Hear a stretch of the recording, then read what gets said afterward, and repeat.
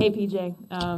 We just were talking with Book earlier on, and he was talking about some of the battles that you guys would have one-on-one in practice. I knew that was going to come up. Yes. I guess as a broader, if you would like to go into those, that's fine. But as a broader question, just what did you see from Book in those early years, the work that he did behind the scenes when maybe the team was struggling that has sort of set him up for this moment in the playoffs? Everything he's doing right now, like I said, that was like we knew. We just knew. And when you've been around and played against a bunch of guys, and it's a fraternity. We all know each other. We all played against each other. Like we all knew that he was gonna be really good. Like he just wasn't good. Like he was really good. And being his teammate at the time and being the vet on the team, it was my job to make him better. And I knew what I had to do for what he was gonna see and what was coming and what he needed to be ready for. So I would literally just. Yeah, it was like that. It was like that. It was really like that. But he showed that he was one of the ones when he just took it and paused. He just elevated. He became who he is and who's continuing to be. And he's yeah. Kellen, go ahead, please. Hey, PJ, good to see you. Last time you were in this building, beyond this year, looks a little bit different now, huh? With all the renovations, no, man. it is. It's crazy. New place. You are one of the few guys in the league who had the perspective of being teammates with both Devin and Chris. When the trade went down and you saw the news, what was your reaction? And did you just know from right off the bat they were a good fit for each other? Yeah, I knew it was. I seen it. People were talking about it before, but I knew if that came together, that would be strong. And it wasn't just that; it was other pieces they were putting together too. I'm getting Jay doing a bunch of little things that they did. They put together a complete team, and they were going to have a chance. I mean, and they've shown that all year. They play well all year long. Even their hot start, people were thinking they were going to fall, and they just kept going. But when you get two guys like that together, that get the right pieces around them, that you're gonna have a pretty good team. I know your mind is on a championship right now, but with your years in Phoenix and the fan base at the time when you were here, is there part of you that's able to at least be happy for the franchise and the fan base and just seeing this rise for them this year, or is it just competitors in your head right there? That is actually really awkward because I do have. I mean, this is second home for me. So I've people I know I love, no people I know and love here. Of course, but no, I'm sorry, no. Go ahead, Mark. Hey, PJ, two questions. One, how did coming to the Suns change the direction of your basketball career? After you get what I'm saying, I think. Yeah. And then also, I always enjoy the perspective you have on being here in any moment that you've been on. But what is your perspective in being in the finals? Phoenix is honestly everything to me. I literally turned down my contract that I had to go back to Russia, which was the biggest contract I was ever going to sign. And it was a really big decision for me to do that. And I wasn't happy about it at first. But my wife and my agent talked me into it, and it ended up being the best decision I ever made in my life. And it changed my life. So I'm super grateful and indebted to Phoenix forever and the staff and people that were here, Robert Sarver, all of them. And I still don't know yet, Mark. The whole finals it's crazy because every year when you fight to try to get to this moment and, through everything, the injuries, your team, everything teams go through to regroup and, change some pieces and you think you still got a shot and then you really don't. And then you get traded and you change and now your perspective changes and you go, it's taking hits, fighting, and to actually be here before a game, it's hard to put it in perspective yet. I'm super excited. Been working for this moment all my life, but you still get a game in to really take some of it because right now it's just there right now. Devon, go ahead. We'll take some questions on Zoom. All right, Lena, Washington. Hey PJ, welcome back to Phoenix. You kind of talked about how you're not necessarily rooting for the Suns, but from a competitive standpoint, are you talking to Book? Are you talking to CP3? What's that conversation like? Are you guys, on non-speaking terms for the next 2 weeks? I love how that turned into I'm not rooting for the Suns so fast. No, I'm not talking to many people. This is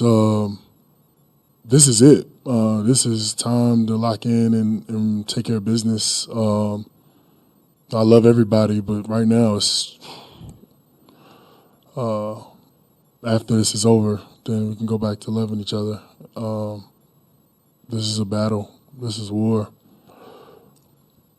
It is what it is. Next question, Jovan.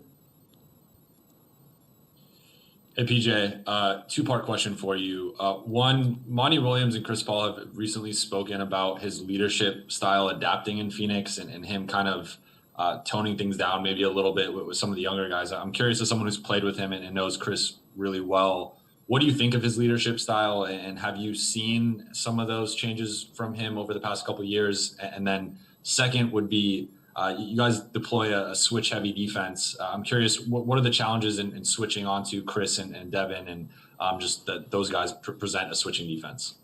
First, for the switching defenses, it's always a problem. You're getting a lot of or presumed to be mismatches on, sometimes centers on guards. We've done that pretty much most of the playoffs. Brooklyn, Atlanta, it's tough. No matter what, at this level, at this point, all the guards are really good. They can all score. Even putting guards on bigs down, it's tough. So trying to rebound, but that's something that we carry heavy on our shoulders. Guys being able to, guard their own, be able to guard the yard, being able to take guys off the glass, being able to help and fight with each other. That's just a part of it. So it's obviously it's going to pose that. That situation a lot of times, but we like our chances. We like our guys out there. And I forgot what you asked first. Oh, leadership. Leadership and yeah, differences. I don't know. I think Chris is Chris. Like, people can, you can dumb it down. You can say whatever you want about him. Like, he's Chris. Like, Chris is gonna be Chris. It's going to be him no matter what. I don't know how you dumb somebody like that down. It's going to be Chris, and I guess that's been good enough to get them where they at, so I think it works. Next question, Nick Tabbert. Hi, PJ. Was wondering if you could tell us about your shoe game for the finals, what goes into it, how many pairs we might see. Man, we just played Atlanta, I don't know how many hours ago. We were home for a nap, and then we got right on the plane to Phoenix. I have no idea what shoes I got, and I could care less as long as they lace up and I can wear them. That's all I care about. It's probably the first time in my life I could care less what shoes I'm wearing. But a final question here with Mark Spears. Go ahead, Mark. PJ, when was it here that you knew, okay, I'm in the NBA, I don't have to worry about going overseas anymore, I'm a solidified player in this league? At what point when you were in Wow, Mark, moment? that is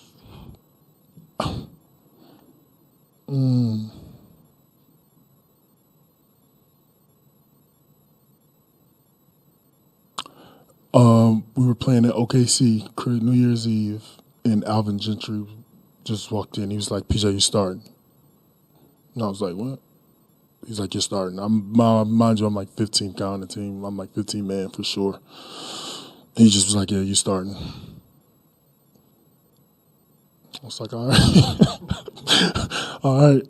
And I started from then on out. That was my first year, New Year's Eve. I'll never forget that. What do you think the players coming in the league that aren't heralded can learn from your story? Oh, man. I don't know. It's like all the cliche stuff. It's easy to say, like, don't give up, keep fighting. But you can say that stuff and still not work out. Like, you guys gotta be a little luck. It's gotta be a little this, little that. Like, I don't know, Mark. That's like I can sit here and say all that stuff, and it's like, oh, okay, yeah, right, whatever. But no, honestly, it is that stuff though. Like I worked my butt off for years and still never got a chance. Never made sense. Never added up. Being in the right situation, being in the wrong situation. It all just until it all just comes together finally. And then once it does, you get that, and it just happens, and you can kind of, keep going from there. But a lot of things had to change too. The game changed a little bit from when I first came in the league. It started to shift, and people started needing different things, and those niches everybody talk about. You start to be able to fulfill those things. So a lot of things have to change and have to work in your favor, and work for me. Thanks, PJ. Appreciate it. Appreciate y'all. You? How you doing? How much have you just given yourself time to take this all in? The fact that, the Eastern Conference Finals was a first for you. Yep. Now the Finals is a first, and I know you have goals, but, have you taken time to just take it all in? I think yesterday is when it finally hit me. After the game on Saturday, I was just, so pumped up and so thrilled still that we got the victory and that the series is over and that we, is moving on to the finals. I didn't get a chance to just decompress and just sit down and just think about it. When I got on the plane yesterday and got to my hotel room and I was actually by myself for a chance, that's when it hit me we're in the finals now and it was a big accomplishment. But, like you said, it's the first for me. First time in the playoffs in 4 years, too. So being able to get a chance to go by each round and compete in every series and get to this point with this amazing group of guys is great. And getting to the finals is not just a first for you. Every player on this roster Yep. has never been to the finals before. So Yep. what's it like being able to experience this together? It's great. I think this NBA season has been great with all the COVID testing we had to do, all the protocols we had to follow and things like that, and being around these guys more than basically my family. We become brothers and become really, really close. So getting a chance to compete for a championship, knowing that all the hard work we put in through training camp and, the highs and lows of the NBA season and things like that to get to this point, it's a special moment. Last one for you. The two first games in this series are in Phoenix. And when you're in Milwaukee, you're so used to all those Bobby chants to get you going. So what are you going to do on the road to continue to motivate you and get your energy up? Just stay together, knowing that, every possession matters, being together, staying in the moment, just trying to burn the motor out. I know tomorrow we got 7 games to win 4, and, I'm just trying to blow the motor out and, just go as hard as I can and, give them all. Devon, we'll go to the questions on Zoom now. Please go ahead. Getting that explosiveness back, what is he actually doing, and is it more than what he was doing the last time he was on the court? Yeah, no, I'm just going to leave it. He did court work. Can you hear me at all, Devon? So he's making progress, and we're pleased that he's making progress. Oh, sorry about that. First question from Zoom is from Jovan. Hey, Bobby. You guys obviously switch a lot defensively and just had that task of handling Trey last series. I'm curious, how does it shift from handling him to Chris and Devin and sort of the differences in their offensive games? Trey has the ball a lot in his hand, like you said in the last series. He'll come out the pick and roll. Guys will roll, we'll switch, and he'll attack the bigs, wherever it is. I think the biggest thing with this series is, when we switch on these guys, they'll throw it across the court and, they'll back up to half court and charge at you. So not trying to, foul and get in foul trouble, knowing that Chris Paul and Devin Booker are great guys that, that can, make you foul them and get in foul trouble. Okay, next question, Jose Romero. Hey, Bobby, man. Welcome to Phoenix. PJ Tucker, man, just the leadership, what he provides. Just a guy who's had quite a career and is getting his chance here in the finals like everybody else. But just tell me about what you get out of him. Toughness. He brings that mental physicality that you need to win in the league. all guys, all teams need a guy like him on your roster that do all the little things. Just not about scoring with him. Whether he's making shots or missing them, he's the same way every day. Brings that dog to the team, brings that toughness that every team needs. Like I said, getting all the loose balls, fighting for the offensive rebounds, coming out the corners, getting rebounds, things like that. Always gets a big rebound every game. So he does all the little things for our basketball team that we really, really need. And he's great in his role. He plays it to the T. Next question from Christos. Hey, Bobby. Hope you're doing well. What are the advantages of your team in this series against the Suns? And at this point, how special is that moment for you to be in the NBA Finals and you are 4 wins away from the championship? I think some of the advantages we have is we're a big team, pounding the ball inside like we did last series. We tried to own the paint last series. I think that's going to be a big emphasis for us. And, this moment is special. Growing up as a kid, watching KG versus Kobe in the finals, LeBron, all those years and things like that. So being able to be a kid from Little Rock, Arkansas, being able to represent myself, my team, this organization, my family, and my state on the biggest stage in basketball is remarkable, man. All the hard work I put in and being able to be in the NBA Finals is a dream come true, and it's a special moment. Okay, next question, Leonardo Torres. Hi, Bobby. It's Leonardo Torres from Peru. Congratulations on making it to the finals. Bobby, how important will be for the team to set the tone from the start of the game, and what do you think will be the keys of this series? Just coming into the game with the right mindset. Obviously playing on the road and winning on the road is a big deal. I always want to at least get one. So being locked in from the jump, following the game plan, following what coach wants us to do.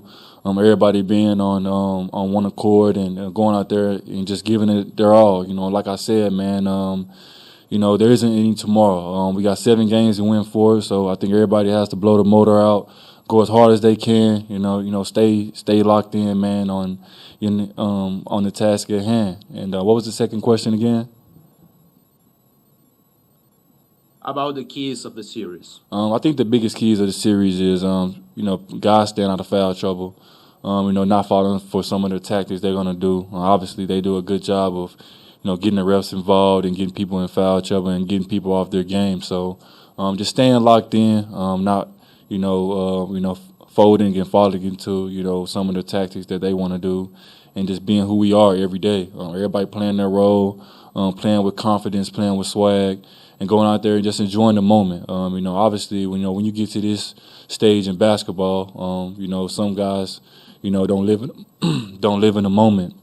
And I think it's big for us to live in the moment, take it one game at a time, one possession at a time, and go out there and just give it our all. Okay, final question. Let's go to PZ Basket. Hi, Bobby. It's Alan Silva from Costa Rica for Peseta Basket. Phoenix, and you guys rely a lot on your second units. How much of a key is this matchup between second units? It's big, man. Obviously, me, Brian, Jeff, and Pat, we're the catalyst of the second unit. We have to come in, be ourselves, and, come in and, bring some energy to the game, some scoring and things like that. So I think it's going to be very vital to, help out, the starting lineups and things like that. They do a good job on their end, too, with Cameron Payne and Sarge and those guys. Cam Johnson as well, coming off the bench and scoring the basketball and bringing some energy to the game. So I think that whoever has the most energy and plays with the most effort is going to win these games, and that's what it's really going to come down to. Obviously, it's July. Guys have been playing since December, and it was a short season last year. So I think whoever is the most conditioned, the most well-rounded, and the most energetic team is going to, obviously come out victorious. One more question in here from Zara. Hey, Bobby, every single series that you all have gone through has been different. Yep. For Miami, Brooklyn, Atlanta. How did those battles prepare you for what you're going to face against the Suns? I think it prepared us well. Obviously, Miami, they're a tough-minded team. They bring a physicality to the game, try to, dog you out. They play hard, play physical. Brooklyn, they were a different team. They play small ball. They had 3 of the best players in the world on one team. The Hawks was a young team that's going to be a tough team for years to come. And this team, they have Hall of Famer in Chris Paul that's, led young guys to the final. So obviously each series has been different, but for us, we've just tried to be ourselves and follow the game plan that coach has put in place for us in every series, and it's worked so far. So I think if we just follow our game plan, everybody comes in, be themselves, and I think everything will fall in our favor if we just play with swagger and play with confidence. Thank you. Appreciate it, Bobby. No problem. Good to see you, first of all. Good to see you too. Organizationally, the Bucks have been through a lot kind of over the last 2 seasons, in addition to obviously what happened in the bubble. I'm curious, how valuable has Vin Baker's perspective on things just in life, and obviously his story, he's very open about it. How valuable has that perspective been to you, to the organization as a whole, kind of on this journey? Yeah, great question. I would say Vin is one of the many guys that kind of epitomizes what this organization's about. And I say that meaning, obviously, everyone knows Vin's success as a basketball player. So he's able to speak to, the experiences and the things that you have to go through, the adversity and how to deal with both success and failure on the court. And then what I would say people don't see as much is the insight that he's been willing to provide from an off-the-court standpoint, the things that he's gone through in his life that he helps us learn from and hopefully helps us make decisions based off of his experiences that would put us in a position to have success off the floor. And I think his openness and willingness to do that is what has been one of the coolest things that I've seen in my entire career in the NBA, because you don't necessarily know what you're getting into when you get into the NBA, both from a basketball standpoint, but also from an off-the-floor standpoint. And so the past players, and especially ones like Vin, who had so much success on the floor, their willingness to be open and honest about things that they went through and try to help that next generation of players, learn and make decisions based off that is truly incredible. Bud said that, I think he said it was hard to describe, but it was like whenever he's with Vin, he's left wanting more. Yeah. Vin, I guess, if that makes sense. How would you just describe sort of his his light as a person? You know what I'm saying? Yeah, for sure. I mean, he's just a guy that you enjoy being around. You can have conversations with him, like I said, about really anything.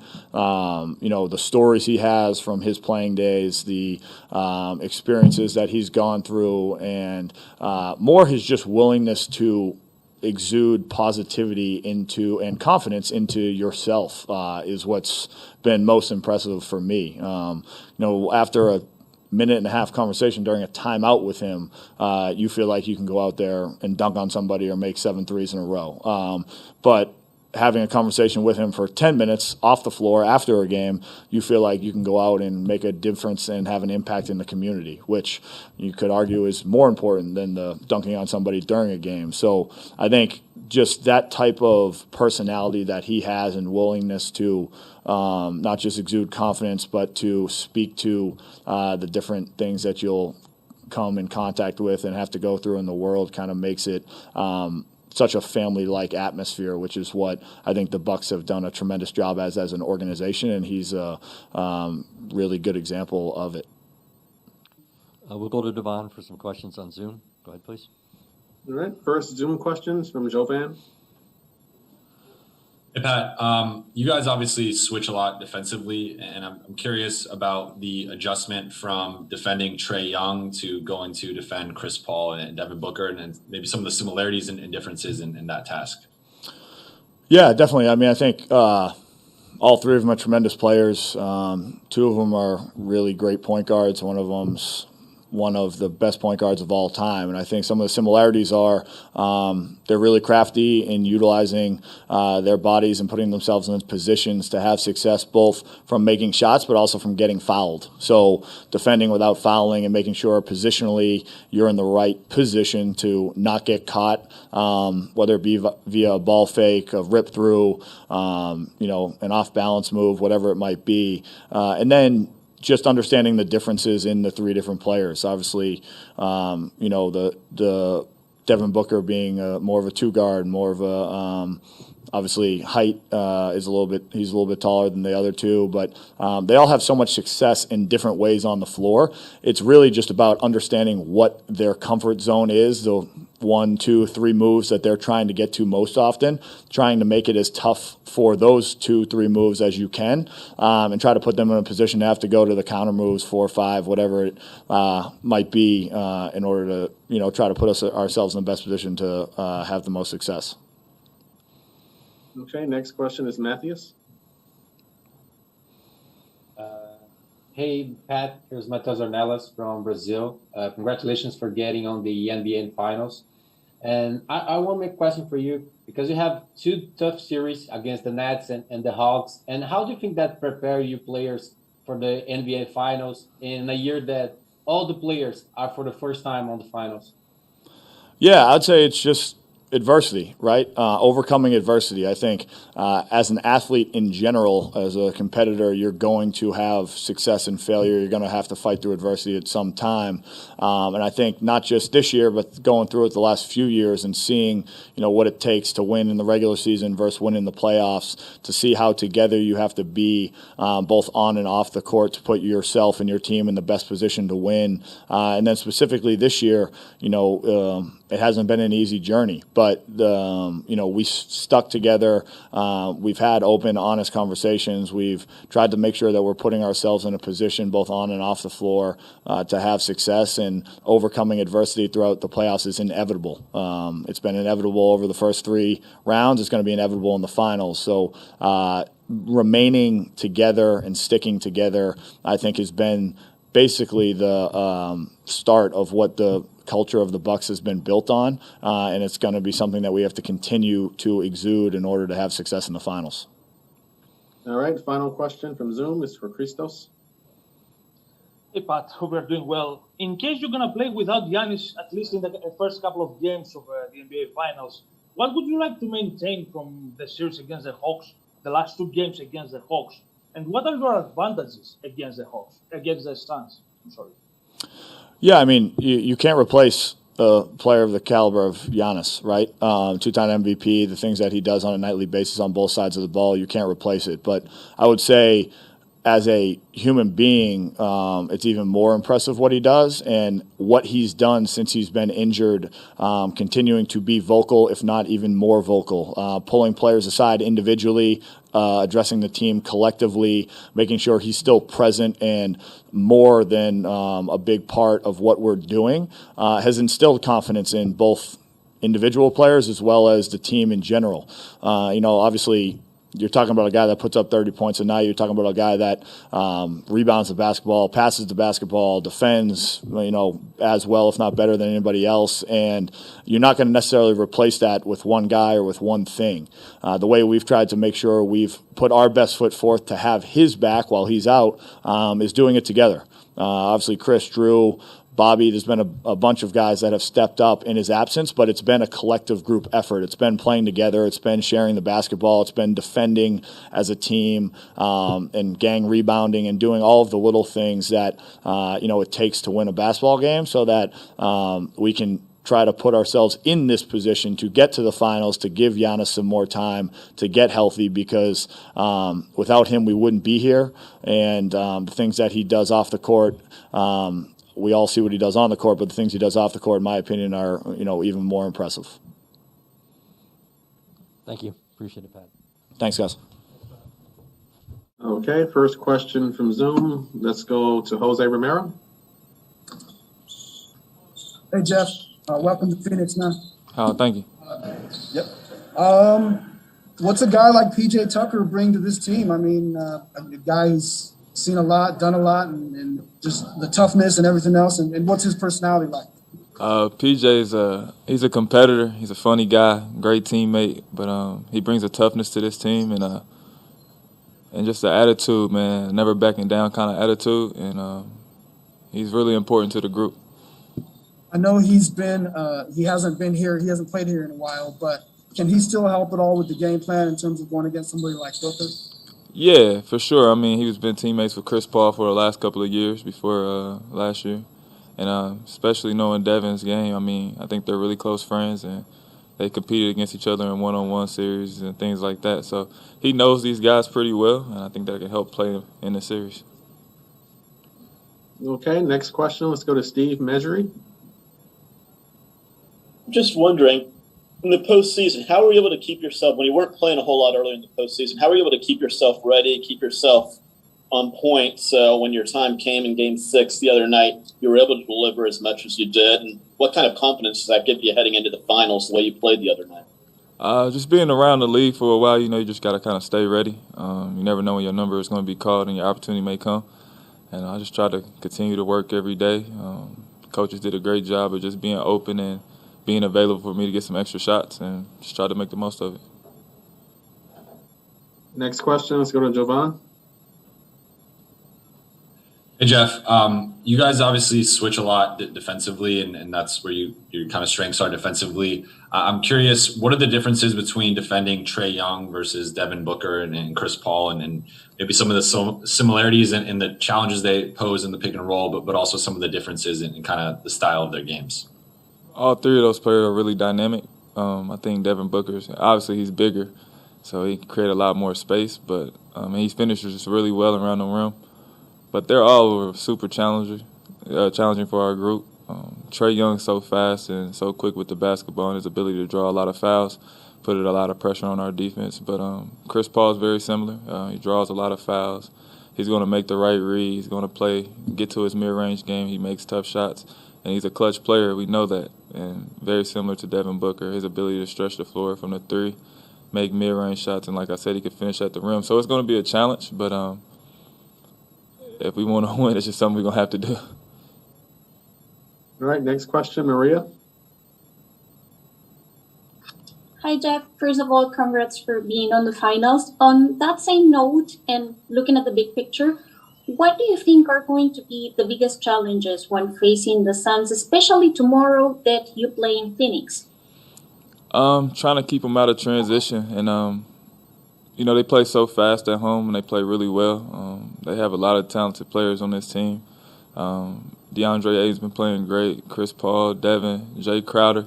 We just try to limit their transition points and get back in defense to try to slow the game down a little bit, because at home they play really, really fast, and they play really, really hard, and they've been playing really well. All right, final question from Zoom. Christos, go ahead. Hello, Jeff. Hope you're doing well. You are 4 wins away from the championship. What it means for you? It's just a huge opportunity. It's a blessing to be in this situation. From the beginning of the year to now, it's been a totally 180 for me, but I'm just happy to be here, man. The opportunity is big. I think our group is excited, and I think it should be a really good series. All right, thanks, Jeff. Thank you much, Jeff.